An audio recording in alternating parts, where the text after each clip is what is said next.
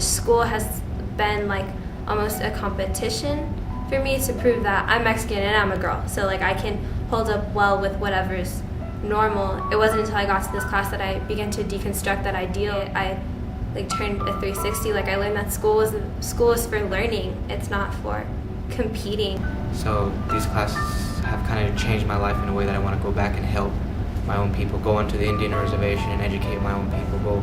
I'm also Hispanic, go out through my community and help my Hispanic people. Prior to these classes, I wanted to be an actress, and then being in these classes, I wanted to either be a teacher for little kids so I could help. That's my theme right now, is helping little kids. I want them to have better opportunities that I've had. One of the projects that stood out to me the most was the Family History Project, because we got to see each other's ethnic background, not only nationality-wise, because Mexican's a nationality, but our own cultural roots and our heritage.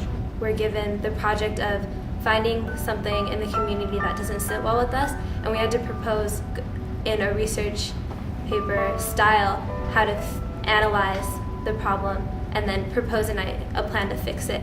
The social justice class teaches about how our government works and allows us to critically think about whether it's working or not for our community. Social justice talks about those areas and exposes a lot of things that have not been covered up but aren't spoken as widely in the regular American classroom. Within the Hispanic community, you have diverse population. You have Afro-Latinos. You have Caucasian Latinos. I am Caucasian Latino. I have Spanish blood with Irish blood. That's from Mexico. And the fact that they take La Raza out of context of what we see it as just like I said, it's a human race. If we thought we were superior to anybody else, we wouldn't recite in Latech every morning, which is "You are my other me." And so targeting a class by the name of Mexican American or La Raza or Hispanic is a good way for them to get their name connected with tough immigration and border safety. So it's not about if you're a Republican or if you're a Democrat.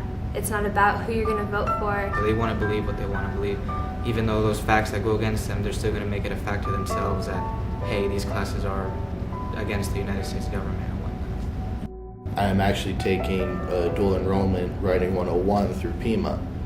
And I know that I wouldn't be nearly so confident writer or know that I could do that class if it hadn't been for the confidence and the skills I learned in writing in this class last year.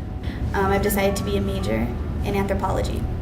And so I've been accepted to the U of A as an anthropology major. So like I know that I could hold up well in a college classroom. It improved in my SAT because out of all the reading, writing, and math, my writing was the highest one, which usually was my lowest. I was really impressed on how much, in 2 years, how much I had improved.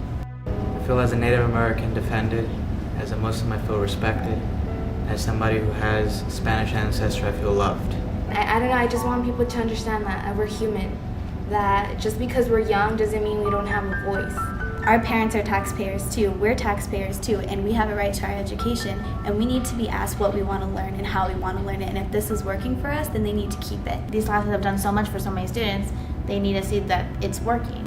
These classes really kind of changed it around for me that, that yeah, public education can be something I can be good with. It's not the evil monster that it was to me in middle school.